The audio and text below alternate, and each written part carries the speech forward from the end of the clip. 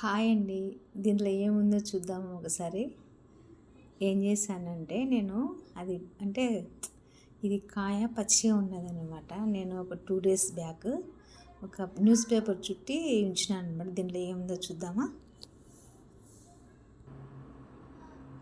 ఇదిగోండి బాగా పండిన పపాయి కాయ అండి. చూడు ఎంత బాగుందో.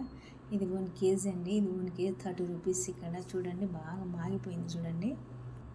ఇప్పుడు దీన్ని కట్ చేద్దామా. ఈ పపాయకాయలో మనకు ఏంటి యూజ్, దీన్ని తింటే ఈ పండు తినడం వల్ల మనకి ఏంటి యూజ్ అనేది కూడా మీకు చెప్తాను. చూడండి ఒకసారి. వీటిని బాగా నీట్గా కట్ చేసి బాగా ముక్కలు ముక్కలు చేయాలండి. నేను ఈ పపాయకాయని ఏ టైంలో తీసుకుంటున్నాను అనేది కూడా మీకు చెప్తాను, సరేనా. ఇదిగోండి పపాయకాయని కట్ చేస్తున్నాను చూడండి.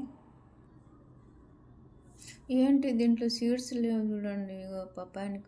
పప్పాయకాయని పండును కట్ చేసిన చూడండి. ఇప్పుడు ఇదిగోండి పప్పాయికి మొత్తం పీల్ అంతా తీసాను చూడండి. మొత్తం తొక్క అంతా తీసాను. ఇదిగో ఫైనల్గా పప్పాయ పండు చిన్న చిన్న ముక్కలా కట్ చేశానండి. సో ఈ పప్పాయ కాయ సర్వ రోగాలకు మంచిదేనండి. చాలా బాగుంటుంది. అంటే నేను ఇప్పుడు తీసుకొచ్చినది వచ్చేసి కొంచెమే తీయగా ఉందండి, ఎక్కువ తీయగలేదు. కానీ పండైతే పప్పాయకాయ పండైతే బాగుంది. సో ఇది మన లేడీస్ దీనికి ఫేస్ కానీ హ్యాండ్స్ కానీ కూడా అప్లై చేసుకుంటారు. బట్ నాకైతే చేసుకుంటారు, కానీ నేనైతే ఏమి కూడా అప్లై చేసుకోనండి.